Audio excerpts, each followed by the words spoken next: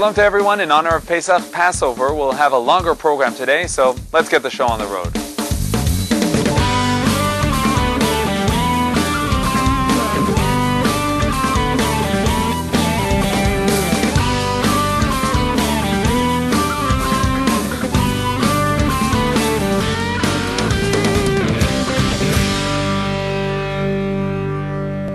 Chasdei Naomi is a charity organization that helps people in need. I joined the volunteers and workers of Chasdei Naomi as they were helping people prepare for Pesach in the city of Bnei Brak. A few days before the festival of Pesach, the streets of Bnei Brak are full of people getting ready for the festival. In the middle of all this, the Chasdei Naomi organization put together two stations that are aimed at helping the public in two areas, Hagalat Kelim and Kimcha de Pischa.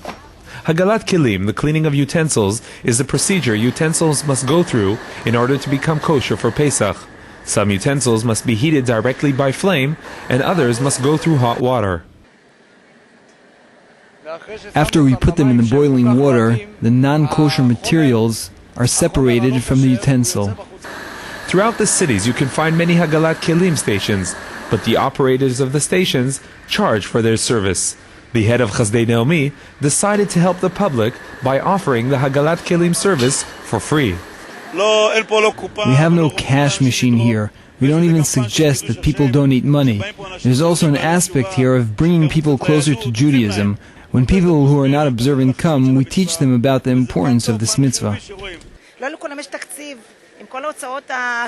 Not everyone has the budget with all the great amount of expenses that are part of the Pesach preparations. This is a great kindness. Kimcha de Pischa, which means Passover flour, is the term used to refer to the charity campaigns aimed at helping people in need prepare for Pesach.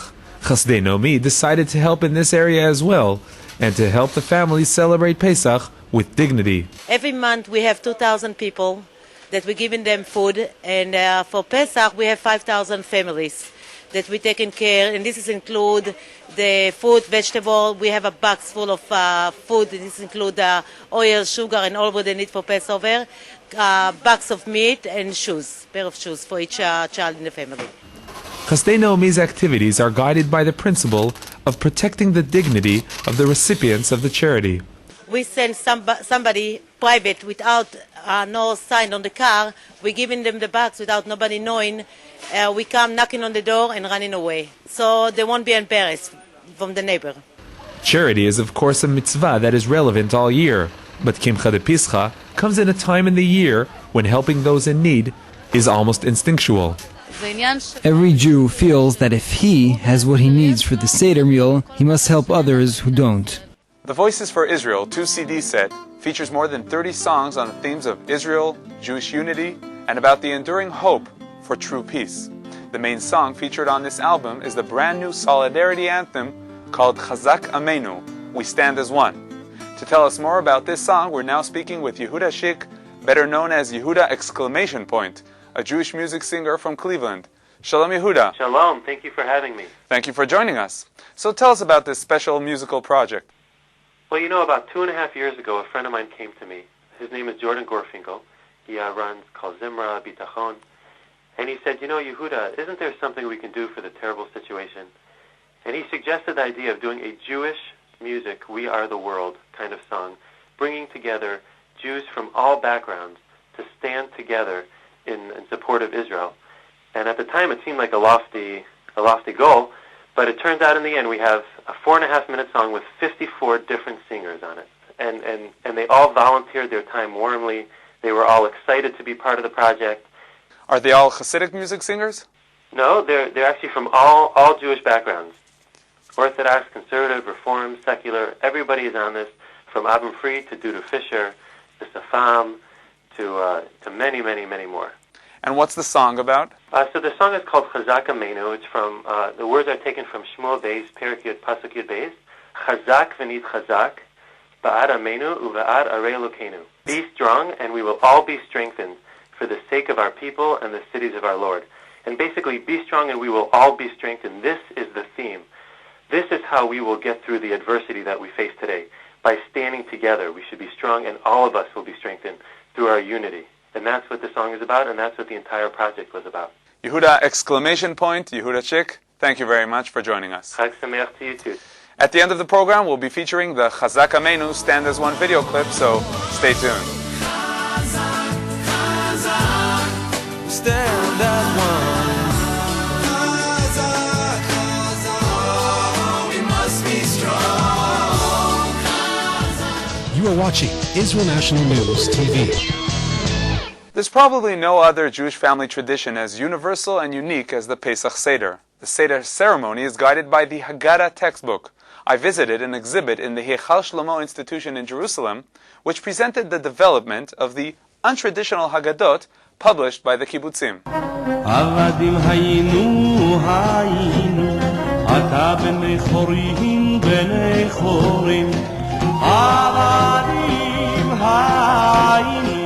I came to the Heichal Shlomo Institution in Jerusalem to meet Shammai Kinan, who hosts the exhibit of Haggadot from kibbutzim. According to Shammai, these Haggadot can teach a lot regarding the changes the kibbutzim communities have gone through since the first immigration, during the Holocaust, and up to the establishment of the State of Israel. The first Haggadot had a lot of tradition in them, but after, there was a feeling in the kibbutzim that the kibbutz is the substitute to all the concepts that are in the Haggadah. For example, they kept the blessings on the 4 cups, but they didn't find it important to mention God. There's no blessings with God's name. For them, God is the nature.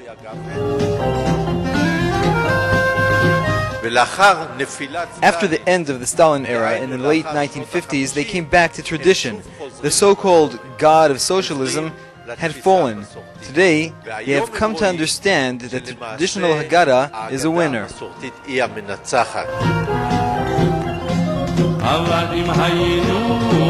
Heichal Shlomo, which is a religious institution, decided that it was important to present the Pesach celebrations at the kibbutzim, though they contradict traditional Jewish law and concepts.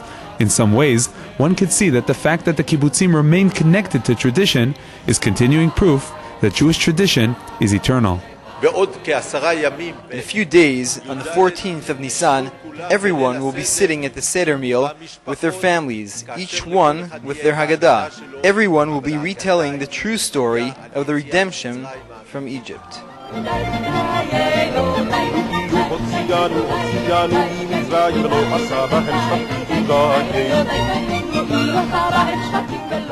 Being a matchmaker is a traditional Jewish profession. The great mitzvah of uniting a groom and bride is beyond compare. But we met a shadchan, a matchmaker, of a different kind. We joined the residents of the Sumerian town of Eli, who were celebrating the dedication of a Sefer Torah brought to them by Moshe Burt. Moshe Burt is a Sefer Torah matchmaker.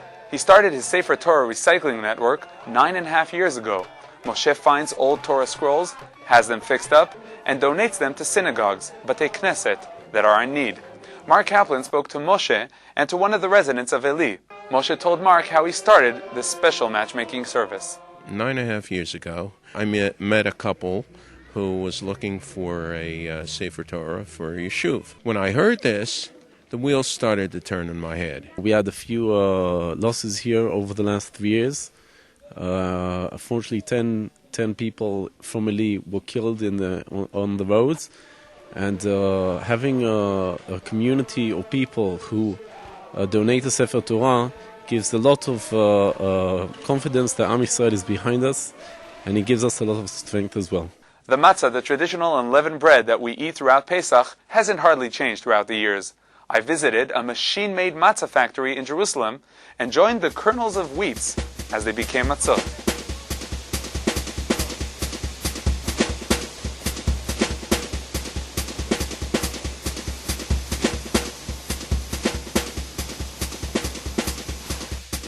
Here the dough is prepared. Our wheat kernels have been grounded and mixed with water. Nothing else, just wheat and water.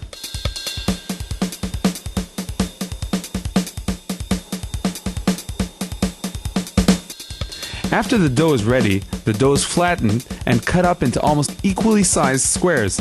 The holes in the matzot are to prevent the matzot from leavening.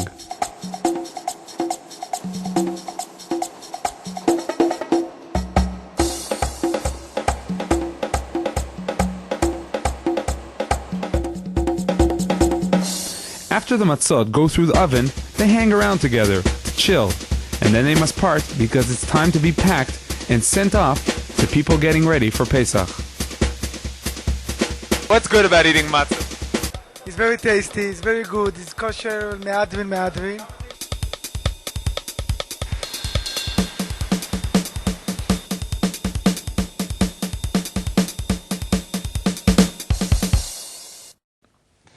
One of the fundamental ideas in the Pesach Haggadah is that in every generation, each person is obligated to see himself as if he personally went forth out of Egypt. We are joined now by Rabbi Samson. Shalom, Rabbi Samson. Shalom, Yoni. Shalom to all of our watchers and viewers around the world. It's a good opportunity to wish everybody a Chag Kasher V'Sameach. Chag Sameach. In the Haggadah we say that if God hadn't redeemed us from Egypt, we and our children and grandchildren would still be worshipping Egypt to this very day. Now what's the meaning of this statement? The world today is against slavery, so why the undoubted determination that we would still be worshipping Egypt today? It's very interesting that you asked that, Yoni, because Rabbi Kook, in his commentary on the Haggadah, addresses this point. And Rabbi Kook says an interesting thing. He says that all of the freedom movements throughout the world, whether it's Abraham Lincoln or Nelson Mandela or any other freedom movement that ever existed, all of these movements actually stem from the original freedom movement of the Jewish people leaving Egypt. Had the Jewish people not left Egypt, then none of the other people would have been freed from their bondage. And Abraham Lincoln would never have been able to free the slaves, and Nelson Mandela would never have been able to put an end to apartheid.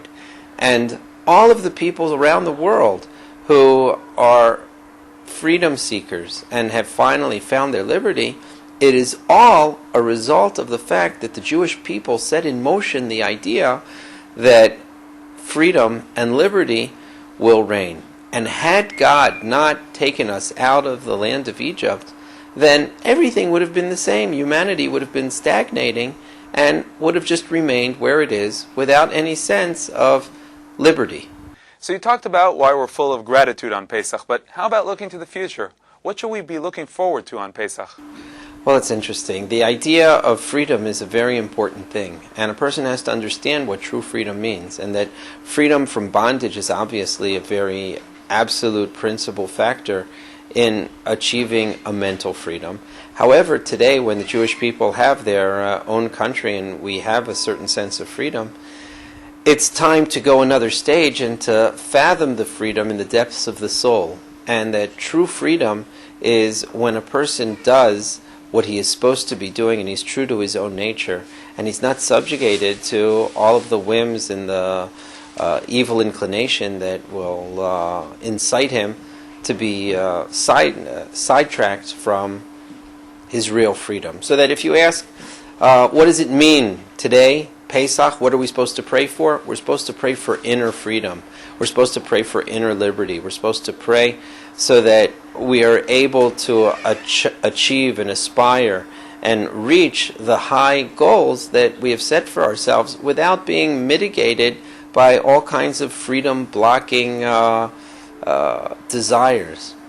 Thank you very much, Rabbi Samson, and Chag Sameach. Once again, Chag Sameach to all of our viewers. Be well, Yoni. The Weekly Insight is brought to you in cooperation with Machon Meir, the largest Zionist institute in Israel, bringing people closer to Judaism.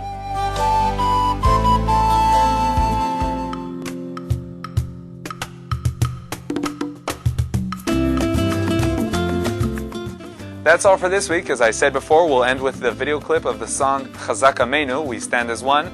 Next week we're celebrating Pesach, so we'll be back in 2 weeks. Until then, from all of us at Israel National TV, Chag Sameach.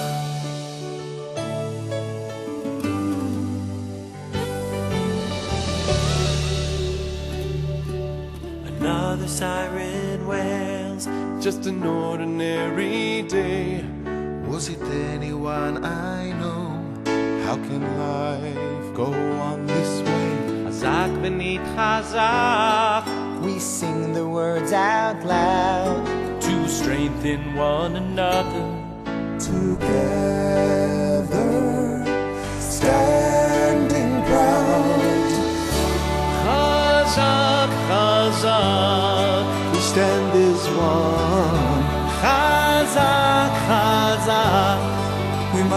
strong. Chazak, chazak, we will go on.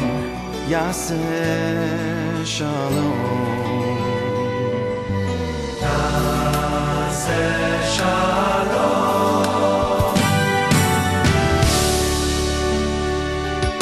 Hazak ונתחזק בעד עמנו ובעד הורי אלוקינו.